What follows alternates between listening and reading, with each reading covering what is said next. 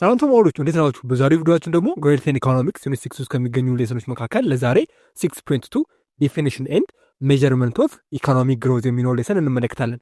ስፔሻሊ በዚህ ሌሰን ኢኮኖሚክ ግሮዝ እንዲሁም ዲቨሎፕመንት ምንድናቸው፣ ጂዲፒ ምንድነው፣ ፐር ካፒታል ኢንካም ምንድነው፣ ምን አይነት ፎርሙላስ አላቸው የሚለውን ነገር እንደተለመደው ግልጽ በሆነና ባጠረ መንገድ የምናየውና የምንመለከተው ይሆናል ማለት ነው። ለዚህ ቻናል አዲስ ከሆናችሁ ቻናላችንን ሰብስክራይብ በማድረግ ፋሚሊ ሁኑ። ይህ ቪዲዮ ደግሞ እንደናንተ ላሉ ተማሪዎች እንዲጠቅም ቪዲዮን ላይክ እንዲሁም ሼር ማድረጉን ያርሱ። ቀጥታ ወደ ዛሬው ሌሰን እንግባ። ኢኮኖሚክ ግሮዝ ኢዝ ዘ ሾርት ራን ዌን አር ጂዲፒ ኢንክሪዝ ኢን ዘ ሾርት ራን። በተለይም ኢኮኖሚክ ግሮዝ አለም ኢኮኖሚ እድገት የምንለው በሾርት ራን ጊዜ ስፔሻሊ ትክክለኛ የሆነ የሀገር ውስጥ ምርት አለም አር ጂዲፒ ወይም ሪል ግሮዝ ዶሜስቲክ ፕሮዳክት ሲጨምር ስፔሻሊ ይህን ኢኮኖሚክ ግሮዝ ሾርት ራን ኢኮኖሚክ ግሮዝ እያለን እንጠራዋለን። በደንብ አድርጋችሁ አስተውሉ፣ ልብ በሉ። ሾርት ራን ኢኮኖሚክ ግሮዝ የምንለው ሪል ግሮዝ ዶሜስቲክ ፕሮዳክት፣ ይህ ማለት የአንድ ሀገር አመታዊ ምርቷ በሚጨምርበት ጊዜ ይህን የኢኮኖሚክ ግሮዝ ሾርት ራን ኢኮኖሚክ ግሮዝ እያለን እንጠራዋለን ማለት ነው። ስለዚህ ሾርት ራን ኢኮኖሚክ ግሮዝ የምንለው ነገር አር ጂዲፒው ወይም ግሮዝ ዶሜስቲክ ፕሮዳክት አለም ሪል ግሮዝ ዶሜስቲክ ፕሮዳክት የሚባለው ነገር በሚያድግበት አለም ኢንክሪዝ በሚያደርግበት ጊዜ ይህን ጊዜ ሾርት ራን ኢኮኖሚክ ግሮዝ እያለን የምንጠራው ይሆናል ማለት ነው። በተለይም የሀገር ውስጥ ምርት መጠን አር ጂዲፒ ወይም አሁን እንዳልኳችሁ ሪል ግሮዝ ዶሜስቲክ ፕሮዳክት በአጭር ጊዜ ውስጥ ወደ ላይ ከፍ ሲል አሊያም በሚያድግበት ወይም ኢንክሪዝ በሚያደርግበት ጊዜ ይሄ ሁኔታ በኢኮኖሚክ ውስጥ ሾርት ራን ኢኮኖሚክ ግሮዝ እየተባለ ይጠራል ማለት ነው። አላችሁ ከኔ ጋር ናችሁ? ባዶ ነገር ግልጽ ነው። በጣም አሪፍ እንቀጥል። ኢንክሪዝ አር ጂዲፒ ኢዝ ጊቭን ባይ ዘ ፎሎዊንግ ፎርሙላ። በተለይም የአንዲት ሀገርን ግሮዝ አለም ኢኮኖሚክ ግሮዝ ወይም ኢኮኖሚክ እድገት በምንፈልግበት ጊዜ ሁሌም ቢሆን ይህን ፎርሙላ እንጠቀማለን። እሱም ግሮዝ ኢኳል ቱ አር ጂዲፒ ቲ ማይነስ አር ጂዲፒ ቲ ማይነስ 1 ኦቨር አር ጂዲፒ ቲ ማይነስ 1 ታይምስ 100%። ይሄ ማለት የሚያሳየው ጂ ማለት ግሮዙን አሊያም የኢኮኖሚክ እድገቱን የሚገልጽልን ተርም ነው፣ አሊያም ካለው ጂ።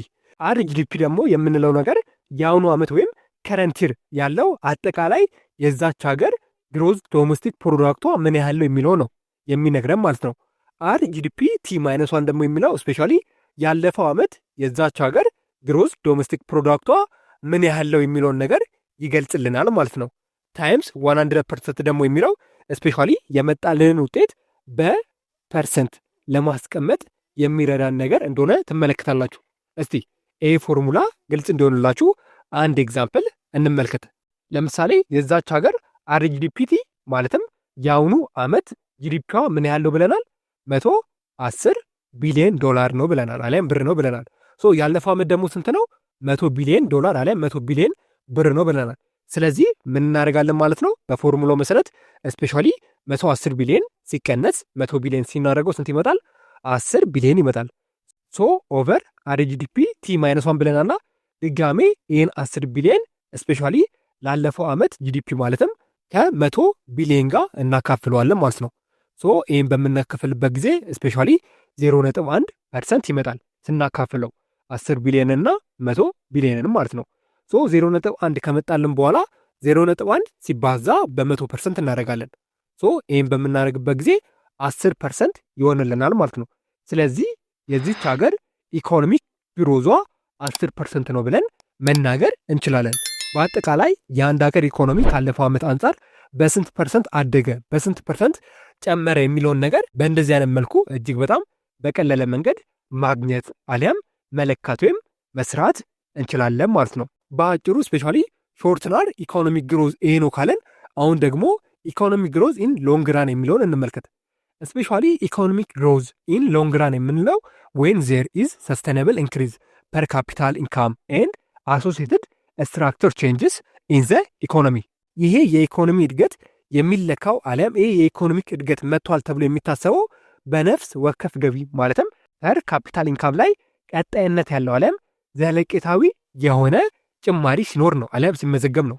ፐር ካፒታል ኢንካም ማለት የአንድ ሰው የነፍስ ወከፍ ገቢ እንደማለት ነው። ስፔሻሊ ይሄ ነገር ቀጣይነት ባለው መልኩ አመት በአመት ሳይቋረጥ ኮንስተንትሊ በሆነ መንገድ የሚጨምር ከሆነ ይህን ነገር ሎንግራን ኢኮኖሚ ግሮዝ ነው ብለን ልንጠራው እንችላለን። ከዚህም በተጨማሪ ስፔሻሊ ሎንግራን ኢኮኖሚ ግሮዝ በሚሆንበት ጊዜ ስትራክቸራል ቼንጅ አለም መዋቅራዊ ለውጦች ይታያሉ። ይሄ ማለት እድገቱ ከገቢ መጨመር ባለፈ በኢኮኖሚክ ውስጥ ከስትራክቸር ጋር የተያያዙ ለውጦችን ይዞ ይመጣል እንደማለት ነው። ለምሳሌ ስፔሻሊ ኢኮኖሚው ከግብርና ወደ ኢንዱስትሪ ወይም ወደ አገልግሎት ዘርፍ የሚሸጋገርበት ሁኔታ ሊኖር ይችላል ማለት ነው። ይሄ ማለት በአጭሩ ምን መሰላችሁ? አንዲት ሀገር ሎንግራን ኢኮኖሚክ ግሮዝ ላይ ናት ካልን ስፔሻሊ ያቺ ሀገር ፐር ካፒታል ኢንካም አለም በዛች ሀገር የሚገኙ ሰዎች የነፍስ ወከፍ ገቢያቸው ሁሌ ይጨምራል አለም በየአመቱ ኮንሲስተንትሊ በሆነ መንገድ ይጨምራል እያልን ነው። ከዛ በተጨማሪ ግን ትልቁ ነገር ስትራክቸራል ቼንጅ አለም መዋቅራዊ ለውጥ ይታያል ማለት ነው። ማለትም ያቺ ሀገር ሙሉ ለሙሉ በግብርና ላይ ዲፔንደንት ከሆነች አለም ጥገኛ ከሆነች ነገር ግን ወደ ሎንግራን ኢኮኖሚ ግሮዝ ላይ በምገባበት ጊዜ ስፔሻሊ ከግብርና እየወጣች ወደ ምን ትሄዳለች? ወደ ማኒፋክቸር፣ ወደ ኢንዱስትሪ ሴክተር እንዲሁም ወደ ሰርቪስ ሴክተር ታመራለች ማለት ነው። ሊትራሊ በአጭሩ ከፕራይመሪ ሴክተር እየወጣች ወደ ሰከንደሪ እንዲሁም ወደ ቴሪሸሪ ሴክተር የኢኮኖሚ አይነቶች ትገባለች እያለን ነው ማለት ነው። አይ ቲንክ የማወራው ነገር ግልጽ ነው ብዬ አስባለሁ። እሺ እንቀጥል። ፐር ካፒታል ሪል ጂዲፒ also known as per capital income is given by the following formula. It is RGDP of the given year divided by the total population of the year. especially አሁን እንዳልኳችሁ ፐር ካፒታል ኢንካም የሚባለው የአንድ ሰው አመታዊ የነፍስ ወከፍ ገቢ የሚባለው ነው። ይሄ ማለት ባጭሩ አንድ ሰው በአመት ውስጥ አለም በወር ውስጥ ስንት ብር ያገኛል እያለን ነው ማለት ነው። ስለዚህ ሁሉ ጊዜም ቢሆን ፐር ካፒታል ኢንካምን ስሩ አለም ፐር ካፒታል ኢንካምን ውጤት ፈልጉ ከተባላችሁ ይሄን ፎርሙላ ትጠቀማላችሁ። እሱም ፐር ካፒታል አርጂዲፒ ኢኳል ቱ አርጂዲፒ ቲ ኦቨር ፖፑሌሽን ቲ። ይሄ ማለት ስፔሻሊ ፐር ካፒታል አርጂዲፒ ማለት የተሰጣችሁ ጊቭን ነው። ሶ ይሄን ነገር መፈለግ ከፈለጋችሁ አለም የዚህን ውጤት ማግኘት ከፈለጋችሁ አርጂዲፒ ቲ ኦቨር ፖፑሌሽን ቲ ታደርጋላችሁ። አርጂዲፒ ቲ ማለት ቀደም እንደተነጋገርነው በዚህ ዓመት የዛች ሀገር ግሮዝ ዶሜስቲክ ፕሮዳክቱ አለም አጠቃላይ ምርቷ ስንት ነው ብለን እሱን እናውጣለን። ከዛም እሱን ከምን ጋር እናካፍለዋለን? ከፖፑሌሽን ቲ ጋር ነው። ፖፑሌሽን ቲ ማለት ደግሞ በዛ ዓመት ውስጥ ያሉ በዛች ሀገር ውስጥ የሚኖሩ አጠቃላይ የህዝብ ቁጥር ምን ያህል የሚለውን ነገር ካጥናን አሊያም ካረጋገጥን በኋላ ከአርጂዲፒ ቲ ጋር እናካፍለዋለን ማለት ነው። እዚህ ጋር ቲቲ የሚሉ ሲምቦሎች የገቡበት ስፔሻሊ ከረንት ታይሙን አሊያም ዴቱን ወይም ጊዜውን ለማመልከት ነው ማለት ነው። ስለዚህ ሁሌም ጊዜም ቢሆን ፐር ካፒታል ኢንካም ሪል ግሮስ ዶሜስቲክ ፕሮዳክትን ማግኘት ከፈለጋችሁ ሪል ግሮስ ዶሜስቲክ ፕሮዳክት ቲ ሲካፈል በፖፑሌሽን ቲ ነው። ይሄ ማለት የዛች ሀገር በዚህ ዓመት ያስመዘገበችው አጠቃላይ ግሮስ ዶሜስቲክ ፕሮዳክቷ ምን ያህል ነው። ይህን ካወቃችሁ በኋላ ፖፑሌሽኑ አለም የህዝብ ቁጥሯ ምን ያህል ነው ብላችሁ እነዚህን ሁለት ቁጥሮች ስታካፍሉት ስፔሻሊ ፐር ካፒታል ኢንካምን አለም ፐር ካፒታል ሪል ግሮስ ዶሜስቲክ ፕሮዳክትን ማግኘት ትችላላችሁ ማለት ነው። አይ ቲንክ ይህን ያህል እጅግ በጣም ቀላል የሆነ ነገር እንደሆነ ትመለከታላችሁ። ስትራክቸራል ቼንጅስ አር ዩዥዋሊ ካራክተራይዝድ ባይ ኢንዱስትሪያላይዜሽን ኤ ፎል ኦፍ ዘ ሼር ኦፍ አግሪካልቸር ቦዝ ጂዲፒ ኤንድ ዘ ወርክ ፎርስ ኮረስፖንዲንግ ኢንክሪዝ ኢን ዘ ሼር ኦፍ ኢንዱስትሪያል ኤንድ ሰርቪስ ሴክተር። እስፔሻሊ ቅድም እንደተመለከትነው ስትራክቸራል ቼንጅ በሎንግ ራን ኢኮኖሚክ ግሮዝ ላይ ይከሰታል ብለናል። ሶ ስትራክቸራል ቼንጅ በሚከሰትበት ጊዜ እስፔሻሊ እንደዚህ አይነት ባህሪ አለም እንደዚህ አይነት ካራክተር እንዳለው ትመለከታላችሁ። የመጀመሪያው የኢንዱስትሪ መስፋፋት አለም ኢንዱስትሪያላይዜሽን የምንለው ነገር ነው። ይሄ ማለት በሀገሪቱ ውስጥ የማኒፋክቸሪንግ አለም የኢንዱስትሪ ዘርፎች በከፍተኛ ሁኔታ ማደግ ይጀምራሉ ማለት ነው። በምን ጊዜ? በሎንግራን ኢኮኖሚክ ግሮዝ ጊዜ ማለት ነው። ከዛም በተጨማሪ የግብርና ጂዲፒ መቀነስ ይጀምራል። ይሄ ማለት ግብርና ለአጠቃላይ የሀገር ውስጥ ምርት አለም ጂዲፒ የሚያበረክተው አስተዋጽኦ አለም ድርሻ በዘርፉ በተሰማራው የሰው ኃይል ወርክ ፎርስ መጠን ስለሚቀንስ ስፔሻሊ የግብርና ነገሮች አለም ግብርና ጂዲፒውን በደንብ አድርጎ ሰፖርት አያደርገውም ማለት ነው። ቢኮዝ ያቺ ሀገር ከግብርና ወጣ ወደ ኢንዱስትሪና ወደ ሰርቪስ ሴክተር ስለምትሸጋገር ማለት ነው። ሌላው ነገር ደግሞ የኢንዱስትሪ አገልግሎት ዘርፍ እድገት ስፔሻሊ በሚኖርበት ጊዜ ከግብርና የወጣው አለም ግብርና መስራት ያቆመው የሰው ኃይልና የኢኮኖሚ ድርሻ በቀጥታ ወደ ኢንዱስትሪና ወደ ሰርቪስ ሴክተር አለም ወደ አገልግሎት ሴክተሮች እንደሚገቡ ትመለከታላችሁ። ይሄ ማለት አንዲት ሀገር ሙሉ ለሙሉ ስፔሻሊ በግብርና ላይ ጥገኛ ካልሆነች ግብርና የሚሰሩ ሰዎች ወደ ኢንዱስትሪያላይዜሽን ወደ ሆኑ ስራዎች አለም ወደ ሰርቪስ ወደ ሆኑ ስራዎች ይገባሉ ማለት ነው። ቢኮዝ የግብርና ፐርበስ እየቀነሰ ስለሚመጣ። ስለዚህ በሎንግ ራን ኢኮኖሚክ ግሮዝ ጊዜ ስፔሻሊ አስታውሱ ፐር ካፒታል ኢንካም በየአመቱ በደንብ አድርጎ ያድጋል። ከዛም በተጨማሪ ስትራክቸራል የሆኑ ለውጦች ይኖራሉ። ይሄ ማለት ያቸው ሀገር ሙሉ ለሙሉ ኢኮኖሚዋ ግብርና ላይ ከሆነ ከግብርና ወጣ ሙሉ ለሙሉ ወደ ኢንዱስትሪ ላይ ደግሞ ከሆነ ከኢንዱስትሪ ላይ ወጣ ወደ ሰርቪስ ሴክተር ትሸጋግራለች አሊያም ቼንጅ ታደርጋለች ማለት ነው። እነዚህ ነገሮች በሎንግ ራን ጊዜ የሚከሰቱ ነገሮች እንደሆኑ ትመለከታላችሁ። አላችሁ ከኔ ጋር ናችሁ? ባወራው ነገር ግልጽ ነው። በጣም አሪፍ እንቀጥል። አሁን ደግሞ የምናየው ሶርስ ኦፍ ኢኮኖሚክ ግሮዝ አን ኢኮኖሚ የሚለውን ነገር ነው። ይህ ማለት ኢኮኖሚክ ግሮዝ ካምስ ዌን ሪሶርስ አር ሪክሬትድ ሪኦርጋናይዝድ ኤንድ ሪአሎኬትድ ሞር ኢፊሽንት ማነር። የኢኮኖሚ እድገት መገኛ መንገዶች የሚባሉት በዋነኝነት 3 ነገሮች እንደሆኑ ትመለከታላችሁ። እነሱም ሪክሬቲንግ፣ ሪኦርጋናይዚንግ እንዲሁም ሪአሎኬሽን እንደሆኑ ትመለከታላችሁ። ሪክሬቲንግ ወይም በአማርኛው ሀብትን ድጋሚ መፍጠር ማለት ስፔሻሊ አዳዲስ ግብዓቶችን እንዲሁም ሀብቶችን በማፍራት የኢኮኖሚ እድገትን ልናመጣ እንችላለን። ስለዚህ አዳዲስ የሆኑ ነገሮችን ክሬት በምናደርግበት ጊዜ በምንፈጥርበት ጊዜ ኢኮኖሚያችን እንደሚያድግ ትመለከታላችሁ ማለት ነው። ቢኮዝ አዳዲስ የሆኑ ነገሮችን አለም የፈጠራ ስራዎችን ኢምፕሩቭ እያደረግን ስለሆነ በአጭሩ ሪክሬቲንግ ማለት ይሄ ነው። ሁለተኛው ሪኦርጋናይዚንግ ነው። ሪኦርጋናይዚንግ ማለት እንደገና ማደራጀት እንደማለት ነው በአማርኛው ማለት ነው። ይሄ ማለት ያሉትን የስራ ሂደቶችና ድርጅታዊ መዋቅሮች አሊያም ስትራክቸሮችን ይበልጥ ውጤታማ በሆነ መንገድ በማደራጀት እድገትን ማስመዝገብ እንችላለን ማለት ነው። ይሄ ማለት ምን መሰላችሁ? ዝም ብሎ የተዝረከረከ ስትራክቸር ከሚኖር ይልቅ ስፔሻሊ ኦርጋናይዝ ሆነ በስርዓት የታጠረ ነገር ቢኖር ኢኮኖሚክ ግሮዝ ይኖራል ማለት ነው። ለምሳሌ አንድ ድርጅት 100 ሰራተኛ ይዞ እነዛ 100 ሰራተኛ በስርዓት የማይጠቀምባቸው ከሆነ ጥሩ የሆነ አውትፑት ላይ ምርት ሊያመርት አይችልም። ነገር ግን ስትራክቸሩን ብንቀይረው ጠብቅ የሆነ ነገር ብናወጣና ያን ድርጅት ሙሉ ለሙሉ በሚገባው መንገድ እንዲሰራ ሰራተኞቹንም ልክ በሆነ መንገድ እንዲጠቀምባቸው ብናረግ ስፔሻሊ ጥሩ የሆነ አውትፑት አለም ጥሩ የሆነ ምርት ወይም ውጤት ይመጣል። ሶ ሪኦርጋናይዚንግ ማለት ነው እንደገና ማደራጀት እንደማለት ነው ማለት ነው። ስለዚህ የተለያዩ ነገሮችን በትክክለኛው መንገድ በምናደራጅበት ጊዜ ሪኦርጋናይዚንግ በምናደርግበት ጊዜ ስፔሻሊ የኢኮኖሚክ እድገት እንደሚመጣ እንዲሁም አንዱ የኢኮኖሚክ እድገት መገኛ ላይም ሪሶርስ እንደሆነ ትመለከታላችሁ ማለት ነው። ሌላኛው ነገር ደግሞ ሪአሎኬቲንግ ወይም አንድን ነገር በብቃት ማከፋፈል እንደማለት ነው። ይሄ ማለት ያሉትን ውስን ሀብቶች ማለትም እንደ ገንዘብ ሊሆን ይችላል፣ እንደ ጉልበት አሊያም እንደ ሌበር ሶርስ ወይም እንደ ጥሬ ዕቃ አሊያም ሮ ማቴሪያል ያሉ ነገሮችን ስፔሻሊ ይበልጥ ውጤታማ ለሆኑ ዘርፎች በማከፋፈል የኢኮኖሚ እድገትን ልናመጣ እንችላለን። ይሄ ማለት ባጭሩ ለምሳሌ አንድም መሬትን ለሆነ ባለሀብት ሰጣችሁት። ያ ባለሀብት ዝርክርክ ከሆነ አሊያም ያ መሬት የማይጠቀምበት ከሆነ መሬት ሊሚትድ የሆነ ሪሶርስ ነው አሊያም የተገደበ ሪሶርስ ነው። ሁሉም ቦታ እየሄዳችሁ መሬትን ሙሉ ለሙሉ ኮንትሮል ማድረግ አትችሉም። አሊያም እዚህ ቦታ ላይ የፈለጉትን ነገር ልስራ ማለት አትችሉም። ቢኮዝ መሬት ሊሚት ስለሆነ ማለት ነው። ሶ እንደዚህ ከምታደርጉ ትክክለኛ ባለሀብት ሆነ በትክክለኛ መንገድ የሚሰራ ያን ቦታ የሚያለማ ሰው ብትሰጡት ስፔሻሊ ለእናንተም ጥሩ ነው፣ ኢኮኖሚክ እድገትም ያመጣል። ሶ በአጭሩ ሪአሎኬቲንግ ማለት ይሄ ነው። ይሄ ማለት ያሉንን ውስን ሀብቶች ይበልጥ ውጤታማ ለሆኑ ዘርፎች አሊያም ለሆኑ ድርጅቶች ወይም ለሆኑ ሰዎች በማከፋፈል ኢኮኖሚክ ግሮዝን ማምጣት እንደሚቻል ትመለከታላችሁ ማለት ነው። ኢን ጀነራል ግን ኢኮኖሚክ ግሮዝ ካራክተራይዝድ ባይ ሰፕላይ ሞር ዌል አስ ቤተር ጉድ ኤንድ ሰርቪስ ኦን ሰስቴናብል ቤዝወስ ሚኒመም ሃርምፉል ባይ ፕሮዳክት። በአጠቃላይ ኢኮኖሚክ ግሮዝ አለም የኢኮኖሚክ እድገት የራሱ የሆነ ካራክተር አለም የራሱ የሆነ ባህሪ አለው። ከነዛ ባህሪዎቿ ላይ መገለጫዎቹ መካከል አንዱ የምርት መጠን መጨመር ነው። ይሄ ማለት የአንዲት ሀገር ኢኮኖሚ ግሮዝ በሚያድግበት ጊዜ አዚን ዶፍ ዘሬ ምን እያለን ነው? እድገቷ አለም የምታመርተው ምርት ስፔሻሊ ሞር እያደገ ነው እየጨመረ ነው እንደማለት ነው። እዚህም በተጨማሪ ኢኮኖሚክ ግሮዝ አንዱ ካራክተር የጥራት መሻሻል ነው።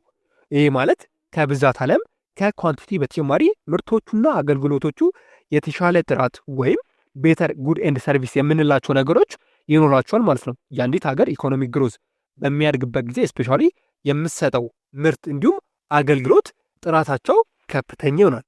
ሌላኛው ሰስቴናቢሊቲ አሊያም ቀጣይነት ነው። አንዱና ዋነኛው የኢኮኖሚክ ግሮዝ ባህሪ አሊያም ካራክተሪስቲክ ቀጣይነት ያለው እድገት እንደሆነ ትመለከታላችሁ። ግን ስፔሻሊ ጂዲፒ ወይም ግሮዝ ዶሜስቲክ ፕሮዳክት የሚባለው ነገር ቢያድግ ምን አይነት ጥቅም እናገኛለን ብለን በምንመለከትበት ጊዜ ቤዚክ ፎር ኢምፕሩቪንግ ሊቪንግ ስታንዳርድ፣ አሊቬቲንግ ፖቨርቲ፣ ክሬቲንግ ሞር ኤምፕሎይመንት ኦፖርቹኒቲ ኤንድ ግሬተር ሶሻል ሴኩሪቲ። በተለይም የአንዲት ሀገር ግሮዝ ዶሜስቲክ ፕሮዳክት በሚያድግበት ጊዜ ብዙ የሆኑ ጥቅሞች አሉት። ከነዛ መካከል አንደኛውና የመጀመሪያው የሰዎች ላይፍ ኢምፕሩቭ ያደርጋል አሊያም ይሻሻላል። ከዛም በተጨማሪ ፖቨርቲን አሊያም ድህነትን መቀነስ እንችላለን። በሌላ በኩል ደግሞ ብዙ የሆኑ የስራ አማራጮችን መፍጠር እንችላለን። ይህ ማለት ደግሞ በዛች ሀገር የሚኖሩ ሰዎች አብዛኞቹ ሰራተኛ እንዲሆኑ አሊያም ወደ ስራው ዓለም እንዲገቡ ማድረግ እንችላለን ማለት ነው። ከዛም በተጨማሪም ግሬት ሶሻል ሴኩሪቲ ኢምፖርታንት እንዳለው አሊያም ጥቅም እንዳለው የምታዩና የምትመለከቱ ይሆናል። በአጭሩ ይህ ማለት ግሮዝ ዶሜስቲክ ፕሮዳክታችን ሲያደግ ስፔሻሊ የኑሮ ደረጃ ይሻሻላል፣ ድህነትን እንቀንሳለን፣ የተለያዩ የሆኑ የስራ እድሎችን እንፈጥራለን፣ በመጨረሻም ማህበራዊ ዋስትናን በደንብ አድርገን እናረጋግጣለን ማለት ነው። አሁን ደግሞ እስቲ በአጭሩ ኢኮኖሚክ ግሮዝ ቪስ ኢኮኖሚክ ዲቨሎፕመንት የሚለውን ነገር እንመልከት። ማለትም በኢኮኖሚክ ግሮዝ እና በኢኮኖሚክ ዲቨሎፕመንት መካከል ያለው ልዩነት ምንድን ነው ብለን ለማየት እንሞክር። ኢኮኖሚክ ግሮዝ ኤንድ ኢኮኖሚክ ዲቨሎፕመንት አር ቶክን ሮንግሊ አዝ ሲኖኒምስ። በተለይም የኢኮኖሚክ እድገትና ኢኮኖሚክ ልማት አለም ኢኮኖሚክ ዲቨሎፕመንት የሚባለው ነገር አብዛኞቻችን ሰዎች ተመሳሳይ ይመስሉናል እና ይህን ነገር ብዙ ጊዜ በተመሳሳይ ነገር ለመግለጽ እንሞክራለን። ነገር ግን እነዚህ ነገሮች ሊተራሊ የተለያዩ መሆናቸውን ትመለከታላችሁ። ይህ ማለት በአጭሩ ግሮዝ ወይም ኢኮኖሚክ ግሮዝ የምንለው ነገር ሪፈርስ ቱ ዘ ሬት ኦፍ ኢንክሪዝ ጂዲፒ ኦር ጂዲፒ ፐር ካፒታል።